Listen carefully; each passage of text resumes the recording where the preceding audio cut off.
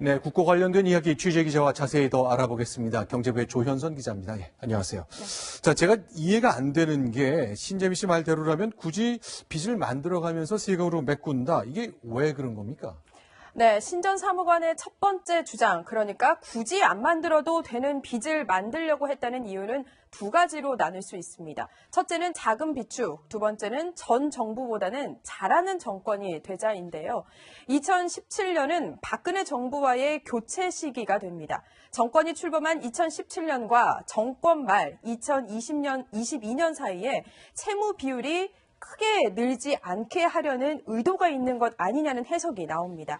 만일 2017년에 국채 비율을 놓지 않으면 이 돈이 부족하니까 필요할 때마다 빌려야 하거든요. 그렇게 되면 전 정권과 비교해 빚을 많이 진다는 낙인이 찍힐 우려가 있는 겁니다.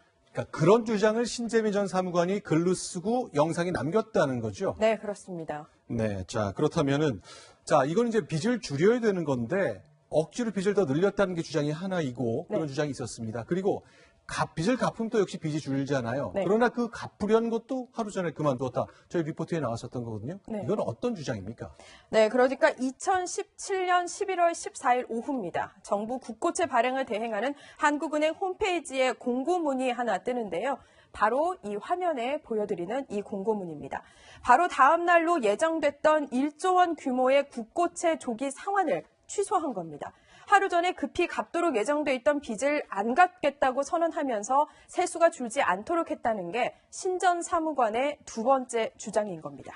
그러니까 빚을 줄일 수 있었는데 안 줄였다 그 얘기인데 그렇다면 그 당시 굉장히 혼란이 예상됐을 것 같은데 어떤 일이 있었습니까? 네, 먼저 당시 보도된 기사들의 제목을 좀 짚어볼 텐데요. 한번 보겠습니다. 기재부 오락가락 의사결정, 신뢰일은 한국채권시장, 또 기재부 국고채 바이백 돌연 취소, 해명 불구하고 뒷맛 여전입니다. 이 갚아야 할 걸 안 갚았으니까 당연히 이렇게 뭔가 석연찮은 반응들인데요. 이 석연찮다는 내용의 기사가 나간 뒤에 또 하나의 일이 있습니다. 신재민 전 사무관은 당시 기획재정부 국고국 국장과 과장이 이런 기사를 쓴 기자들에게 나라가 어떻게 사기를 치겠냐며 제목을 잘 뽑아달라며 기사를 무마하거나 또 제목 수정을 요구했다고 폭로했습니다. 자, 그러니까 국고국의 국장과 과장이 저렇게 말했다는 거 역시 신재민 전 사무관의 주장입니다. 네. 자, 그런데 그러면 김동연 경제부총리가 당시 이제 경제부처의 수장 역할을 했는데 네. 김 전 부총리는 당시 어땠다는 겁니까? 네, 다시 한번 말씀드리자면 이건 모두 신재민 전 사무관의 주장입니다. 이 실무진 모두가 적자성 국채 발행, 그러니까 4조 원 발행에 부정적일 때 이 김동연 부총리는 지금 국채 시장이 중요한 게 아니다라면서 강행 의지를 보였다고 합니다.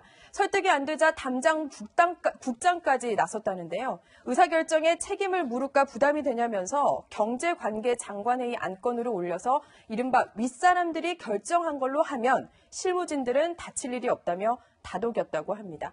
그러다가 이 실무진들이 연간 2천억 원의 이자로 설득을 굽히지 않자 끝내 김동연 당시 부총리도 의견을 바꿨다는 게 신전 사무관의 주장인 겁니다.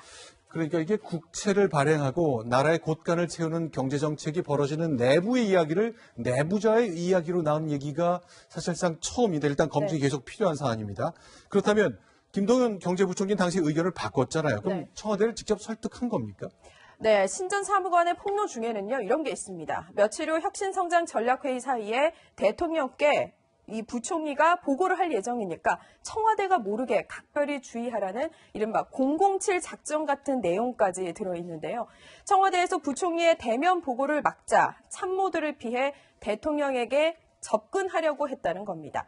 기재부에서는 신전 사무관의 모든 주장이 사실과 다르다며 전면 부인하고 있습니다.